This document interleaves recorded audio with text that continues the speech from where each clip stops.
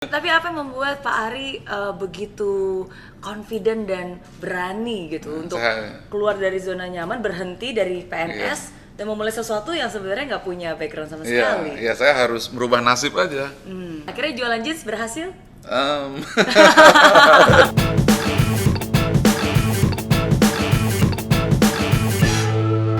Eits, tunggu dulu. Sebelum nonton video lengkapnya, jangan lupa untuk subscribe ya dan klik link di bawah ini.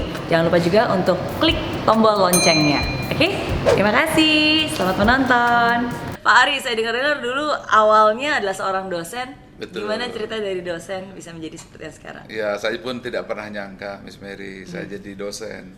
Mungkin karena saya dulu suka bercanda, ketika SMA saya agak nakal, suka ngeledekin guru-guru gitu kan. Saya nggak mau jadi guru. Oh iya.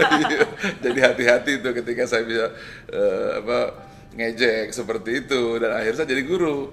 Dan kemudian terpaksalah saya jadi dosen di situ. Oke. Di Politeknik Universitas Udayana di Bali. Di Bali? Di Bali. Dulu ngajar apa berarti? Di Politeknik. Di Politeknik, oke. Commerce jurusannya. Oke. Nah, kemudian disitulah saya mulai kehidupan. Saya tidak pernah menyangka anak gaul tiba-tiba jadi dosen gitu.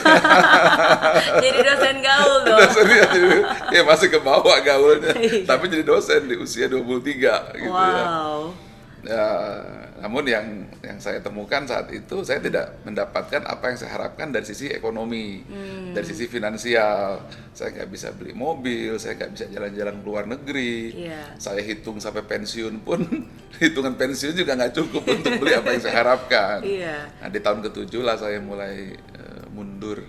Saya serahkan, jadi hari H SK pegawai negeri saya terima, saya kembalikan ke pimpinan saya.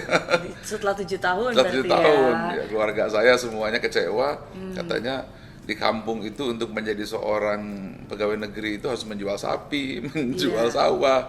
Tapi kenapa saya harus resign gitu? Lalu? Kalau ditanya kenapa? Orang tua saya bilang, kalau jadi pegawai negeri itu nanti di akhir tahunnya atau pensiun dapat uang. Kamu nggak punya kepastian. Nah, saya mulailah di situ keluar, dan yang saya lakukan pertama adalah jualan celana jeans gitu. Tapi sebelumnya kan nggak punya background bisnis Nggak sama punya, sekali. nggak ada mentor, nggak ada guru. Bapak saya pegawai negeri, ibu saya juga pegawai negeri, keluarga saya tidak ada yang menjadi wira swastawan. I'm alone gitu. Tapi apa yang membuat Pak Ari begitu confident dan berani gitu untuk keluar dari zona nyaman, berhenti dari PNS dan memulai sesuatu yang sebenarnya nggak punya background sama sekali? Iya, saya harus merubah nasib aja.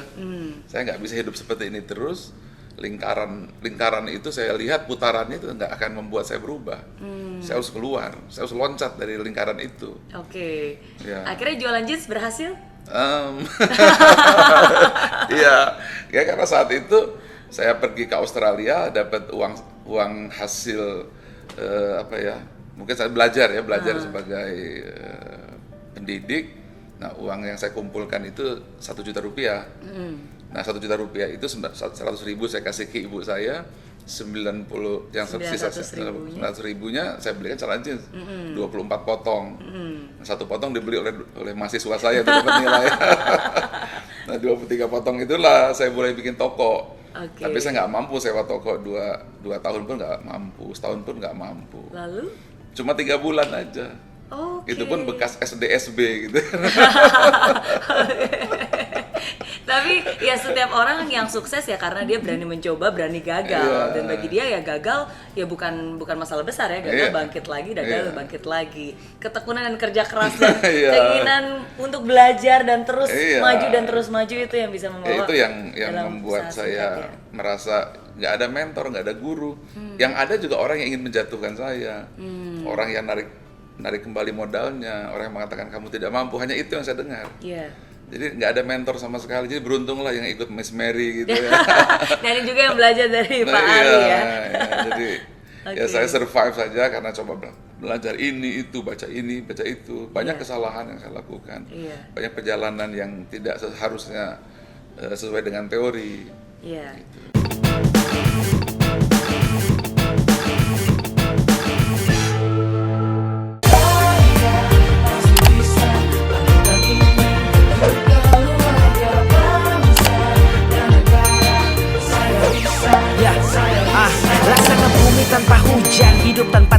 hutan kering dan mati tanpa hijaunya tumbuhan.